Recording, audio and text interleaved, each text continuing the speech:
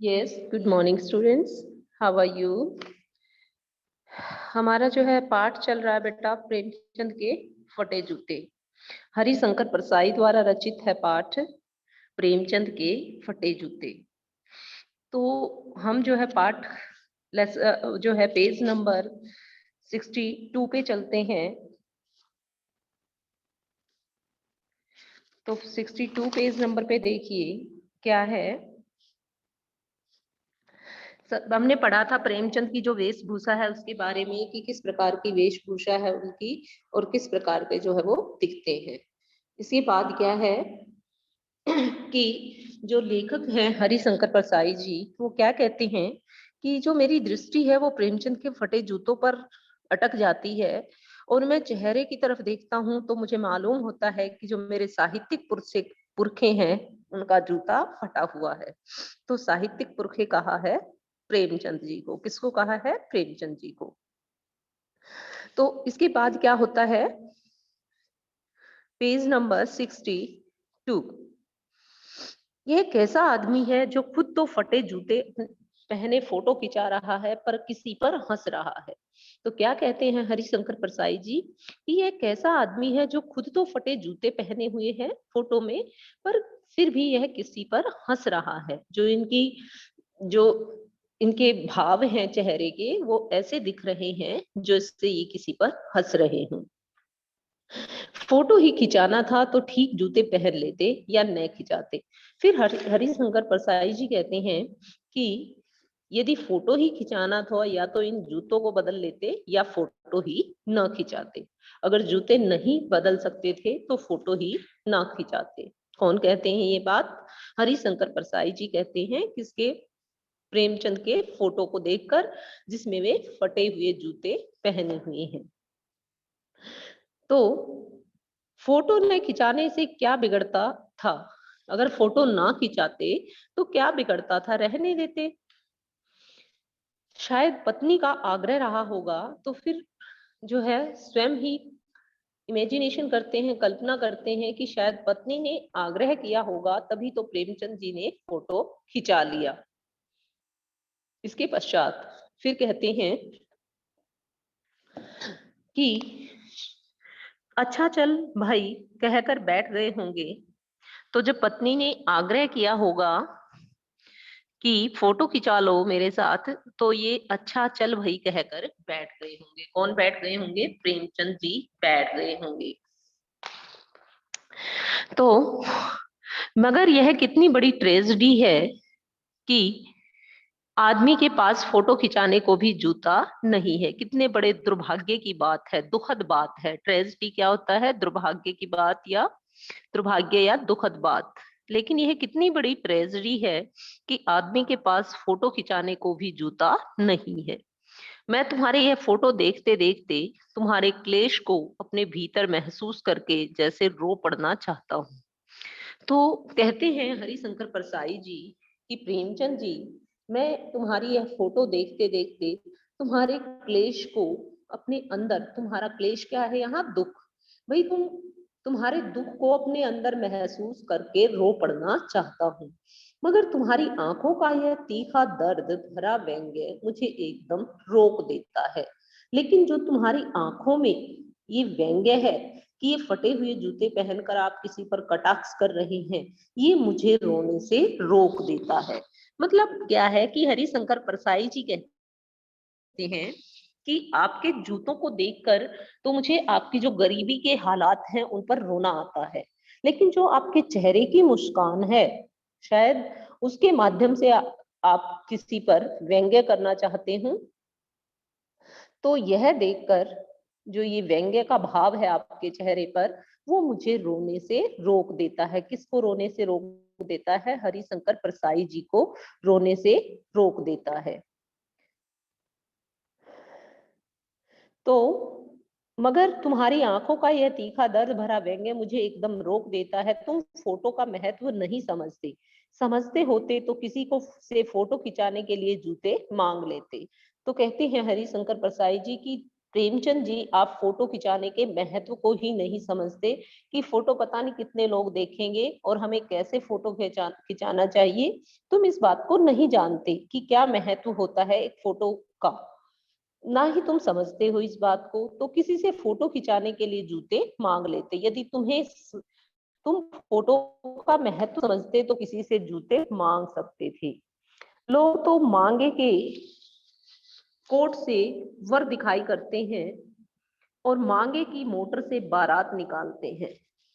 तो कहते हैं कि लोग तो दुल्हा बनने पर, वर मीन्स दुल्हा बनने पर कोट तक मांग लेते हैं और जो है गाड़ी तक मांग लेते हैं, बारात जो है बारात में ले जाने के लिए। और तुम एक फोटो खिंचाने के लिए जूते नहीं मांग सकते थे? कि लोग तो इतनी बड़ी बड़ी चीजें भी उधार ले लेते हैं कि दूल्हे तक के कोट मांग लेते हैं, बारात में जाने के लिए गाड़ी तक मांग लेते हैं। तो क्या तुम एक जोड़ी जूते नहीं मांग सकते थे किसी से फोटो खिंचाने के लिए? फोटो खिंचाने के लिए तो बीवी तक मांग ली जाती है। तो फिर मजाक के मूड में क्या कहते हैं वो, कि फोटो खिंचाने के लिए तो बीवी तक मांग ली जाती है। तुमसे जूते ही मांगते नहीं बने और तुम एक जोड़ी जूते ही नहीं मांग सके। तुम फोटो का महत्व नहीं जानते। लोग तो इत्र चुपड़ कर फोटो खिंचाते हैं। तो फिर क्या कहते हैं कि लोग तो जो है परफ्यूम, इत्र क्या होता है? परफ्यूम। कि लोग तो परफ्यूम चुपड़कर लगाकर, चुपड़कर मीन्स लगाकर फोटो खिंचाते हैं जिससे फोटो में खुशबू आ जाए। और गंदे से गंदे आदमी की फोटो भी खुशबू देती है। कि लोग तो इत्र चुपड़कर फोटो खिंचाते हैं और जिससे फोटो में खुशबू आ जाए। गंदे से गंदा आदमी फोटो भी, गंदे से गंदे आदमी की फोटो भी खुशबू देने लगती है। टोपी 8 आने में मिल जाती है और जूते उस जमाने में भी 5 रुपए से कम क्या मिलते होंगे। तो क्या कहते हैं प्रेमचंद जी कि प्रेमचंद जी के बारे में कहते हैं कौन? हरिशंकर परसाई जी। क्या कहते हैं कि टोपी 8 आने में मिल जाती थी। तो और टोपी 8 आने में मिल जाती थी और जूते उस जमाने में 5 रुपए से कम में क्या मिलते होंगे। तो कहते हैं कि जिस जमाने की हम बात कर रहे हैं, किसकी? प्रेमचंद जी के जमाने की हम बात कर रहे हैं।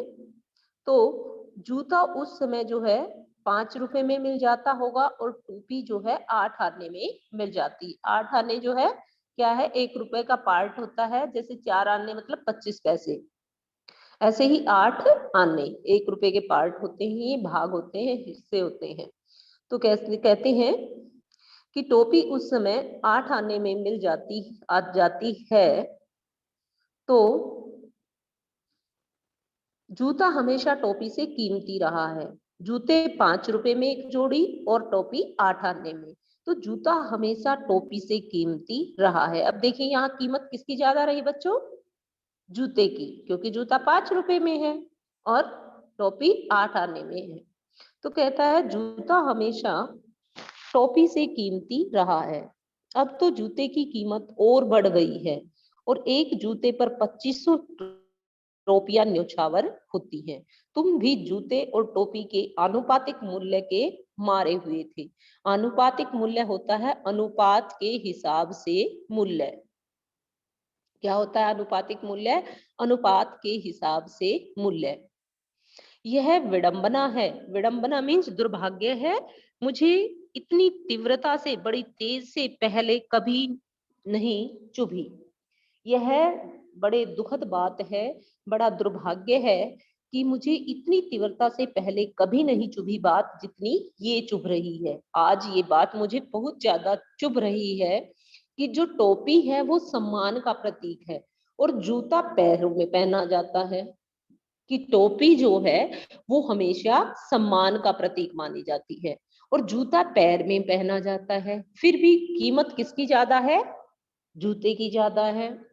तो कहते हैं देखो बेटा कि कई बार आपने देखा होगा जो पगड़ी है वो सम्मान का प्रतीक होती है, टोपी जो है सम्मान का प्रतीक होती है। तो मतलब क्या है कि जूता पैर में पहना जाता है और टोपी मान सम्मान का प्रतीक होते हुए भी टोपी की कीमत कम है किससे? जूते से। तो यही बात जो है कह रहा है लेखक हरिशंकर परसाई जी कि ये बात मुझे जो है बड़ी विडंबना, क्या होता है हमारा? विडंबना होता है दुर्भाग्य, कि बड़े दुर्भाग्य की बात है कि ये बात मुझे बड़ी तेज गति से चुभ रही है, बड़ी तेजी से चुभ रही है। जितनी ये बात मुझे चुभ रही है इतनी आज तक कोई बात नहीं चुभी। जब मैं तुम्हारा फटा जूता देख रहा हूं, तुम महान कथाकार, उपन्यास सम्राट, युग प्रवर्तक, जाने क्या क्या कहलाते हो। तो प्रेमचंद जी को किन उपनामों से पुकारा जाता है? उपन्यास सम्राट, युग प्रवर्तक और महान कथाकार। किसके उपनाम है ये? प्रेमचंद जी के उपनाम है। महान कथाकार, उपन्यास सम्राट और युग प्रवर्तक। जाने क्या क्या कहलाते थे, मगर फोटो में भी तुम्हारा जूता फटा हुआ है। तो देखिए बेटा, क्या कहते हैं वह, जूते से, जूता जो है कीमती है किससे? टोपी से। तो यहाँ पर व्यंग्य छुपा हुआ है कि टोपी मान सम्मान का प्रतीक होते हुए भी जो है कीमत कम है। उसी प्रकार यदि कोई व्यक्ति हर प्रतिभा से संपन्न है लेकिन उसके पास पैसा नहीं है तो उसकी कोई भी कीमत नहीं है। उसी प्रकार जो है आज के जमाने में सद्गुणों की कीमत न होते हुए किसकी कीमत है? पैसे की। किसकी कीमत है? पैसे की। सिर्फ कि कोई किसी के गुणों का कोई सम्मान नहीं है, सिर्फ कीमत है तो सिर्फ पैसों की। सिर्फ अमीर आदमी को ही पूछा जाता है, चाहे कितना ही प्रतिभा संपन्न व्यक्ति क्यों न हो, उनके गुणों का कोई बखान नहीं करेगा। जिस प्रकार टोपी जो है मान सम्मान का प्रतीक होते हुए भी जूते से कम महत्व रखती है, जूते से कम कीमत रखती है, उसी प्रकार जो है सद्गुण भी आज के जमाने में कम महत्व रखते हैं पैसे से। तो यहाँ व्यंग्य किया गया है मेरा जूता भी कोई अच्छा नहीं है। फिर कहते हैं हरिशंकर परसाई जी कि जो मेरा जूता है वो भी ज्यादा अच्छा नहीं है। यो ऊपर से अच्छा दिखता है, उंगली बाहर नहीं निकलती, पर अंगूठे के नीचे तला फट गया है। तो हरिशंकर परसाई जी क्या कहते हैं? जूता तो मेरा भी अच्छा नहीं है, फटा तो हुआ है, लेकिन जो ये मेरा जूता है ये नीचे से फटा हुआ है, तल्ले से फटा हुआ है मेरा जूता। इसमें से मेरी उंगली जो है, अंगुली दिखाई नहीं देती, और अंगूठे के नीचे से जो तला है वो फट गया है। अंगूठा जमीन से घिसता है और पैनी मिट्टी पर कभी रगड़ खाकर लहूलुहान भी हो जाता है, और पैनी मिट्टी पर कभी रगड़ खाकर लहूलुहान भी हो जाता है। पूरा तला गिर जाएगा, पूरा पंजा छिल जाएगा, मगर अंगुली बाहर नहीं दिखेगी। तुम्हारी अंगुली दिखती है पर पांव सुरक्षित है।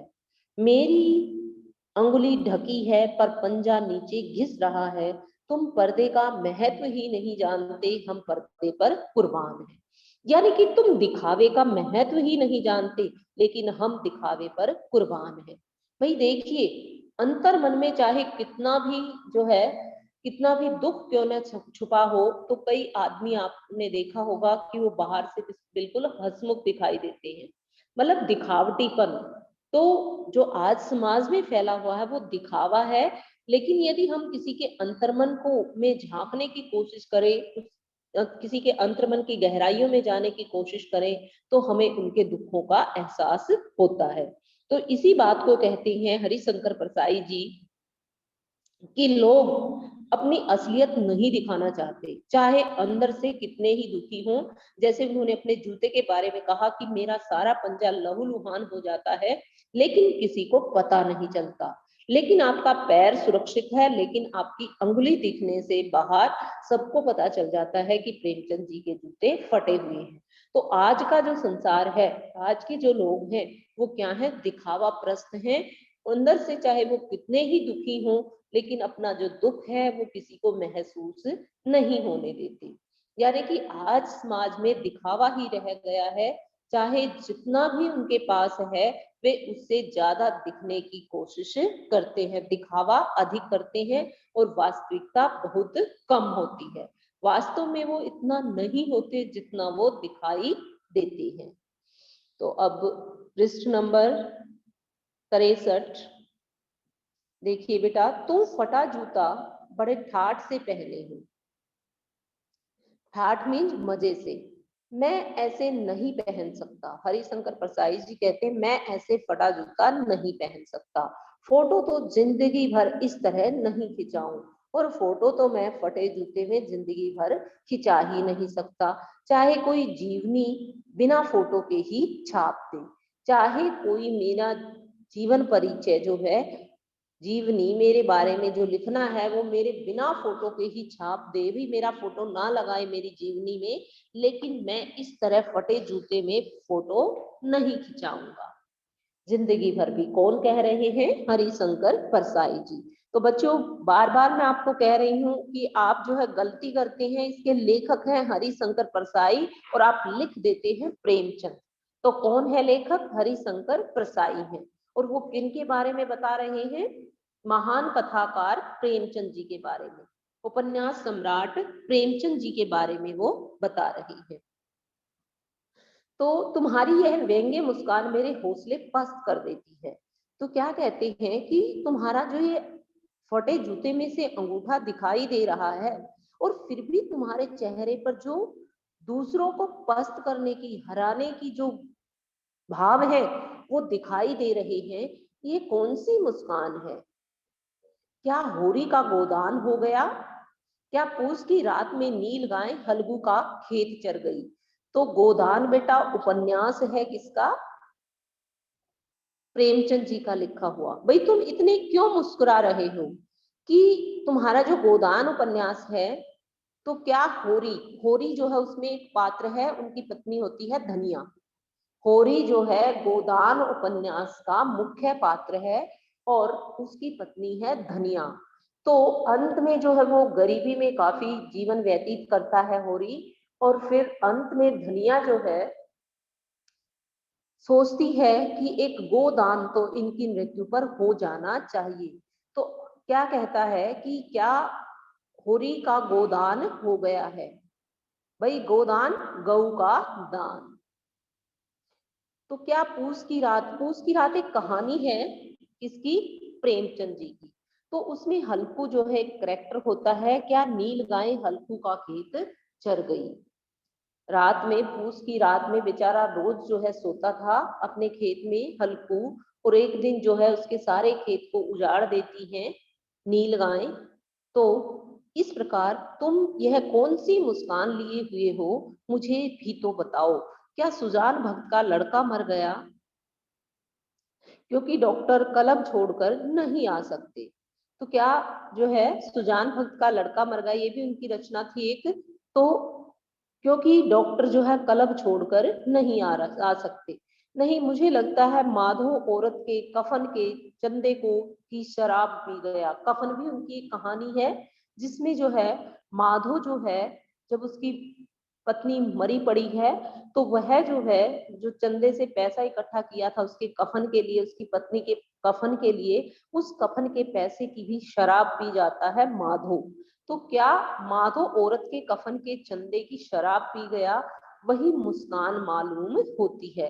क्या तुम्हारे चेहरे पर ये वही मुस्कान मालूम होती है जो अभी हमने गोदान और उसकी रात और सुजान भक्त का लड़का या कफन, ये इनके बारे में पढ़ा? क्या ये वाली मुस्कान है तुम्हारे चेहरे पर? कौन पूछते हैं? हरिशंकर परसाई जी पूछते हैं प्रेमचंद जी से। मैं तुम्हारा जूता फिर देखता हूँ कैसे फट गया। यह मेरी जनता के लेखक क्या बहुत चक्कर काटते रहे। तो फिर पूछता हूं, मैं दोबारा फिर पूछता हूँ कि तुम्हारा जो है ये जूता कैसे फट गया? तुम्हारा जूता कैसे फट गया? क्या तुम, मेरी जनता के लेखक, क्या तुम चक्कर काटते रहे? भाई इधर से उधर लेखन के मामले में तुम घूमते रहे क्या? इसी कारण जो है जूता तुम्हारा फट गया?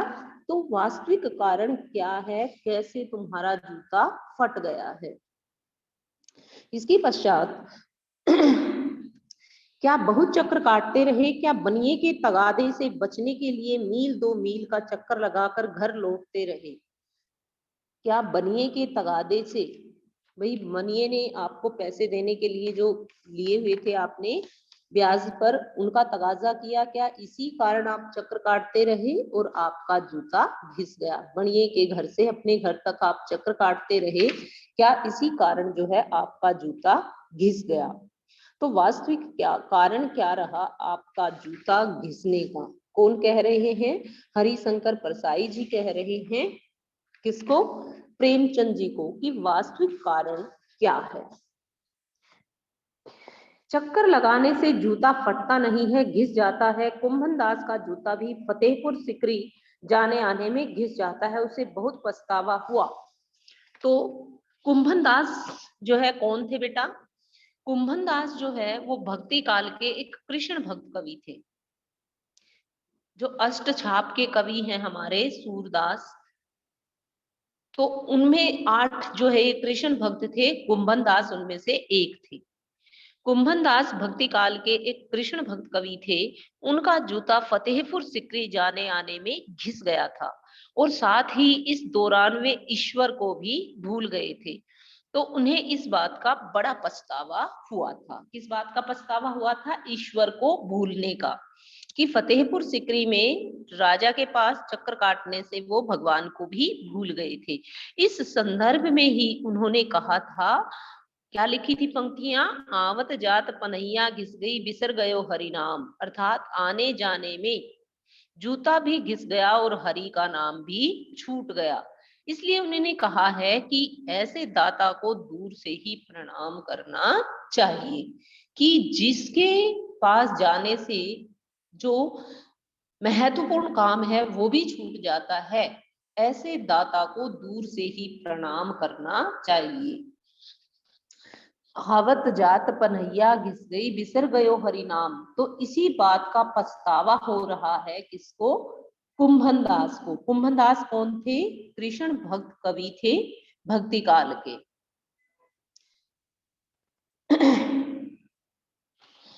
तो क्या कहा है यहाँ पर हरिशंकर परसाई जी ने, कि चक्कर काटने से यदि हम किसी के पास आते जाते हैं तो उससे क्या होगा? जो जूता है वो घिस जाता है, उसका तला घिस जाता है, लेकिन वो फटेगा नहीं। और ऐसे बुलाकर देने वालों के लिए कहा था, जिनके देखे दुख उपजत है, तिनको करबो परे सलाम। तो क्या कहता है कि जिनके देखने से दुख पैदा होते हैं, उपजत मीन्स पैदा होते हैं, तिनको करबो परे सलाम, उनको जो है, तिनको मीन्स उनको, करबो करे, परे दूर से ही सलाम, कि जिनके देखने से दुख पैदा होता है उनको दूर से ही सलाम करना चाहिए, अर्थात उनके पास जाना नहीं चाहिए। यानी कि हरिशंकर परसाई जी सवाल करते हैं प्रेमचंद जी से, कि वैसे तुम्हारा जूता फटा कैसे? भाई यदि तुम बार बार कहीं आते जाते थे तो उससे तला तो घिस जाएगा, लेकिन जूता फटा कैसे? तो फिर जो है कुंभन दास का यहाँ उदाहरण दिया है, कि जैसे कुंभन दास जो है राजा के पास आने जाने से उनका जूता घिस गया था, और वो हरि का नाम भी, ईश्वर का नाम भी भूल गए थे, और उन्हें इस बात का पछतावा हुआ था। इसके बाद क्या कहते हैं? चलते से जूता घिसता है, फटता नहीं, तुम्हारा जूता कैसे फटा? कि भी चलते रहने से जो जूता है वो घिस तो जाता है लेकिन फटता नहीं है। मुझे लगता है तुम किसी सख्त चीज को ठोकर मारते रहे हो। कोई चीज जो परत पर परत सदियों से जम गई है, उसे शायद तुमने ठोकर मार मार कर अपना जूता फाड़ लिया है। फिर जो है अनुमान लगाते हैं, अंदाजा लगाते हैं हरिशंकर परसाई जी, कि शायद तुमने किसी चीज से टकराकर, तुमने किसी चीज को किसी चीज को अपने जूते से मार मार कर अपना जूता फाड़ लिया है। कोई टीला जो रास्ते पर खड़ा हो गया था, उस पर तुमने अपना जूता आजमाया। यहाँ टीला किसका प्रतीक है? टीला जो है समस्याओं का, बाधाओं का प्रतीक है, कि आपने कभी समस्याओं से समझौता नहीं किया, उनको जो है एज इट इज नहीं छोड़ा, ऐसे का ऐसा नहीं छोड़ा, बल्कि उन पर विजय प्राप्त करने की कोशिश की। यहाँ उनके इस प्रकार के स्वभाव को जो है दर्शाना चाहते हैं लेखक हरिशंकर परसाई। कि मुझे लगता है तुम किसी सख्त चीज को ठोकर मारते रहे हो, कोई चीज जो परत परत सदियों से जम गई। तो ऐसी कौन सी चीज थी जो परत दर परत सदियों से जम गई? जो किसानों का, गरीबों का जो शोषण हो रहा था, वह जो है परत दर परत, मतलब अमीर और अमीर होते जा रहे थे, गरीब और गरीब होते जा रहे थे। तो जो ये समाज की जो समस्या थी, गरीबी की, अमीरी की, दुखों की, तो शायद तुम इससे उबरना चाहते थे, इस कोशिश में तुमने अपना जूता फाड़ लिया, समस्याओं से टकराते टकराते। शायद तुमने ठोकर मारना, समस्याओं पर विजय प्राप्त करना। तुम उसे बचाकर उसके बगल से भी तो निकल सकते थे। भाई तुम अपने लिए सोचते, अपनी स्वार्थपरता के लिए सोचते, तुम्हें समाज से क्या मतलब था? तुम उन समस्याओं से बचकर भी तो निकल सकते थे। सिर्फ अपने लिए सोचते तो तुम अमीर भी बन सकते थे। टीलों से समझौता भी तो हो जाता है। सभी नदियां पहाड़ थोड़े ही फोड़ती हैं, कोई रास्ता बदल कर घूम कर भी तो चली जाती है। भाई तुम्हें क्या है समस्याओं से लड़ने का? तुम उनसे समझौता भी तो कर सकते थे। सभी जो नदियां हैं वो सभी पहाड़ों को थोड़ी ना तोड़ती हैं, वो भी जो है रास्ता बनाकर इधर उधर से घूम कर चली जाती हैं। तो हरिशंकर प्रसाद जी कहते हैं तुम भी तो ऐसा कर सकते थे। तुम समझौता कर नहीं सके, लेकिन तुम समस्याओं से समझौता नहीं कर सके। क्या तुम्हारी भी वही कमजोरी थी जो होरी को ले डूबी, वही नेम धर्म वाली कमजोरी? भाई तुम क्यों समाज के लिए, शोषितों के लिए जो है इतना कुछ करना चाहते हो? बाकी भी तो समाज के लोग हैं। क्या तुम्हारी भी वही कमजोरी थी जो होरी को ले डूबी? होरी, अभी अभी मैंने बताया था, होरी जो है, गोदान उपन्यास इन्होंने लिखा था, किसने? प्रेमचंद जी ने। तो उसका मुख्य पात्र था होरी, पुरुष पात्र था ये। इनकी पत्नी का नाम था धनिया। तुम जिस तरह मुस्कुरा रहे हो उससे लगता है कि शायद नेम धर्म तुम्हारा बंधन नहीं था, और जैसा मुझे लगता है कि नेम धर्म होरी का बंधन था। लेकिन जो तुम्हारे मुंह पर, जो तुम्हारे चेहरे पर जो स्माइल है, जो तुम मुस्कुरा रहे हो, तो मुझे देखकर शायद ऐसा नहीं लग रहा कि तुम्हारी भी कोई नेम धर्म वाली कमजोरी थी। तुम्हारी यह, उससे लगता है कि शायद नेम धर्म तुम्हारा बंधन नहीं था, तुम्हारी मुक्ति थी। तुम्हारी यह पांव की उंगली मुझे संकेत करती सी लगती है, जिसे तुम घृणित समझते हो, उसकी तरफ हाथ की नहीं, पांव की उंगली से इशारा कर रहे हो। कि तुम्हारी जो ये पांव की अंगुली है, मुझे ये संकेत देती है, संकेत करती हुई सी लगती है कि जिसे तुम घृणित समझते हो, घृणित, जिसे घृणा करते हो, घृणित चीज, इसकी तरफ तुम हाथ की नहीं, पांव की अंगुली से इशारा करते हो। कि तुम जिन बाधाओं को, जो जिन समस्याओं को, जिस दिखावे प्रस्त जिंदगी में तुम विश्वास नहीं करते, उनकी तरफ तुम जो है हाथ की अंगुली से इशारा नहीं करना चाहते, बल्कि शायद पैर की अंगुली से ही इशारा कर रहे हो। तुम्हारे इस फटे हुए जूते का यह भी मतलब हो सकता है। तुम क्या उसकी तरफ इशारा कर रहे हो जिसे ठोकर मारते मारते तुमने जूता फाड़ लिया? तो क्या कह रहे हैं हरिशंकर प्रसाद जी? क्या तुम उनकी तरफ इशारा कर रहे हो जिसे ठोकर मारते मारते तुमने जूता फाड़ लिया है? मैं समझता हूँ, तुम्हारी अंगुली का इशारा भी समझता हूँ, और यह व्यंग्य मुस्कान भी समझता हूँ। कि जो ये व्यंग्य भरी, कटाक्ष भरी मुस्कान है तुम्हारे चेहरे पर, मैं इसको भी समझता हूँ। और जो है, मैं तुम्हारी इस फटी हुई अंगुली का इशारा भी समझता हूँ। तुम मुझ पर या हम सभी पर हंस रहे हो, उन पर जो अंगुली छिपाए और तलवार घिसाए चल रहे हैं। भाई जो अपनी कमजोरियों को अपने अंदर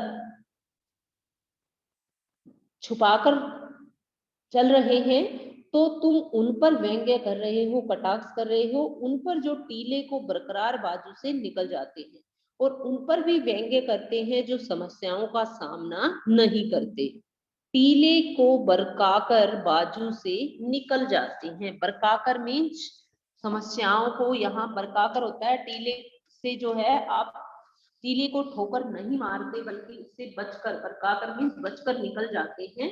तो मैं समझता हूं कि शायद तुम इसलिए जो है तुम्हारे चेहरे पर मुस्कान है उन लोगों की जो झूठा दिखावा करते हैं, आंतरिक रूप से उनके पास कुछ नहीं होता।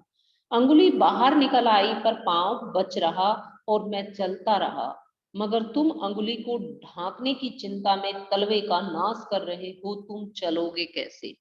तो कह रहे हैं कि यदि मान लीजिए, जो यहाँ पर अर्थ है, इसका क्या अर्थ है कि मान लीजिए अगर अंगुली जो है दिख रही है जूतों में से तो शायद शरीर का कोई नुकसान नहीं होगा, लेकिन अगर जूते का तला फटा हुआ है और पूरा ही पैर नीचे से लहूलुहान हो जाता है, चाहे वो किसी को दिखाई ना दे, लेकिन क्या होगा यदि पैर लहूलुहान हो जाएगा तो तुम कैसे चलोगे। तो इसका भावार्थ क्या है बेटा, कि यदि हम दिखावा करेंगे जिंदगी में, यदि हम दिखावाप्रस्त जिंदगी में विश्वास करेंगे तो हम ज्यादा लंबा जो है नहीं चल सकते, हम अपने भविष्य को जो है सुख में नहीं बना सकते। जो जितना हमारे पास है, जितना हमारी चाहे आय के अनुसार, यदि मान लीजिए अब आय है हमारी पर डे 500 रुपीज, लेकिन हम खर्च कर रहे हैं 800 रुपीज, तो वो कब तक चलेगा बच्चे, वो क्योंकि वो जो आपका फ्यूचर है वो सिक्योर नहीं है। हम दिखावा करते हैं नहीं, हम मैं तो इतना अमीर हूँ, अमीर बनने का, लेकिन वास्तविकता कुछ होती है। तो वास्तविकता में जीना सीखिए, दिखावे में जीना मत सीखिए। अगर हम पूरे लेसन का यदि भाव देखें तो क्या है कि दिखावाप्रस्त जिंदगी में विश्वास न कीजिए, वास्तविकता में जीना सीखिए। तेते पांव पसारिए जेते लंबी सोर, कि हमें उतना ही पैर पसारने चाहिए जितनी लंबी हमारी सोर है, जितनी हमारी औकात है उतना ही जो है हमें खर्च करना चाहिए, अपनी औकात में ही हमें रहना चाहिए। औकात से बाहर निकलोगे तो हर प्रकार से जो है दुखों का सामना करना पड़ेगा। मैं समझता हूं, मैं तुम्हारे फटे जूते की बात समझता हूँ, अंगुली का इशारा समझता हूँ, तुम्हारी व्यंग्य मुस्कान समझता हूँ।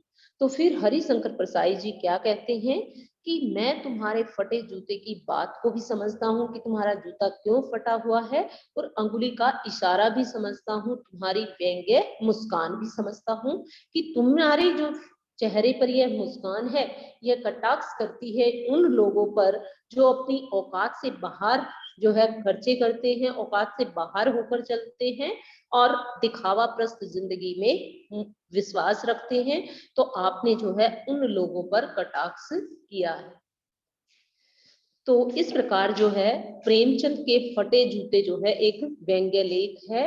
इस व्यंग्य लेख के माध्यम से जो है हरिशंकर प्रसाई जी समाज के दिखावाप्रस्त लोगों के पर कटाक्ष करते हैं और वास्तविकता में जीने के का आग्रह करते हैं, ताकि वास्तविकता में जीने से जो है हमारा जो भविष्य है वो सिक्योर रहे। तो बच्चों आज का जो है हमारा लेसन कंप्लीट होता है। नेक्स्ट लेक्चर में हम प्रश्न उत्तर करेंगे इसके। तो if you have any doubt regarding the lesson you can raise hand. ये students, if you have any